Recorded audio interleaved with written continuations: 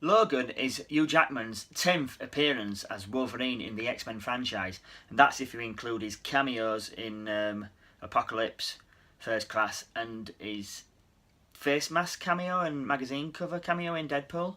And it's been cited that this is going to be Hugh Jackman's last ever performance in the role of Wolverine Logan. And if that's the case, then wow, what a way to go out. He has certainly gone out with a bang. He promised the fans that this would be the definitive Wolverine film, and it definitely is. Now, this film is an R-rated film, a 15 certificate in the UK, and it is very violent. There's a lot of bad language in it, but it fits the film. The violence isn't gratuitous. You know, it fits the story, it fits the character. It's what Wolverine should have been seen like in the other X-Men films, but unfortunately we've had glimpses of his like berserker ages and stuff.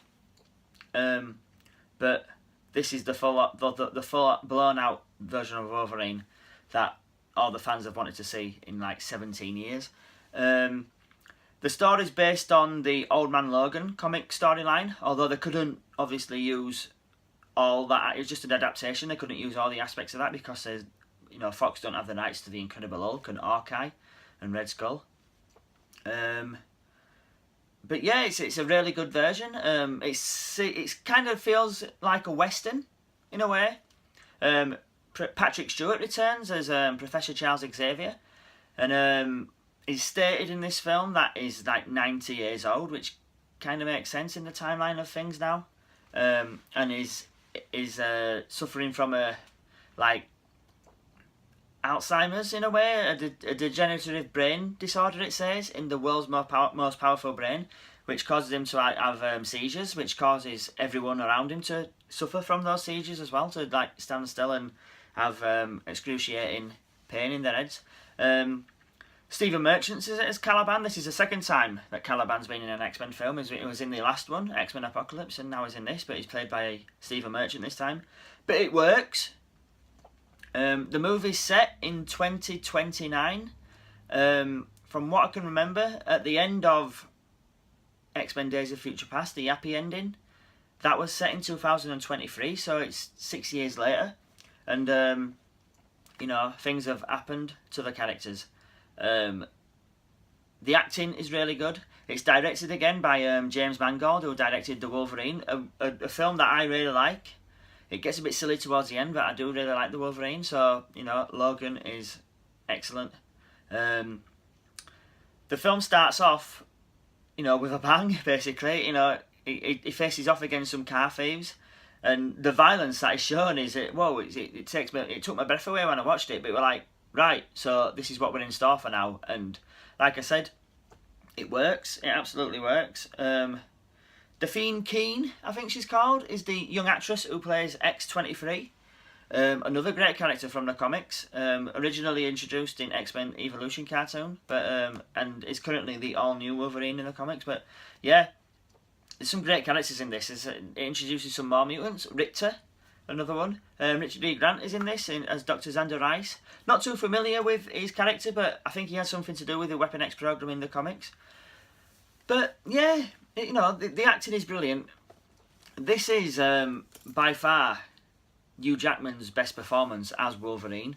And to be honest, in every appearance he's done, whether it's the bad films like Last Stand and X-Men Origins Wolverine, Hugh Jackman's performance has always been the best thing about those films.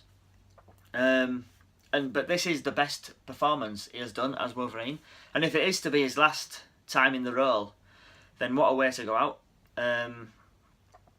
Yeah, it's just a fantastic film. The music's brilliant. The cinematography is brilliant. The colours in the film are brilliant. There's not more I can say which doesn't go into spoiler territory, to be honest. But yeah, it's the Reavers are in this. Boyd Holbrook plays Donald Pierce, and he's a member of the Reavers. In the comics, he was a member of the Hellfire Club, and then at one point he led the Reavers. And it's really good to see different villains in these films, villains that haven't been seen before.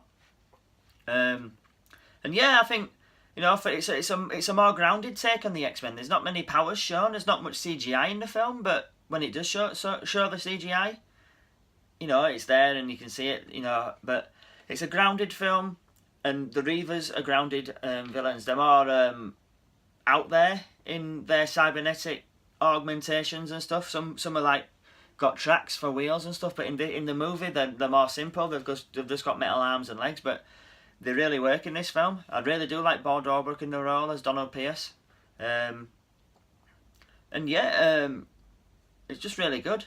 I'm not gonna go too much into it. I'm gonna do a separate video, you know, where I delve into the spoilers and stuff when I talk more.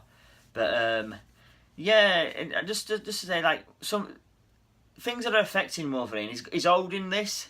His healing factor's not working as it was.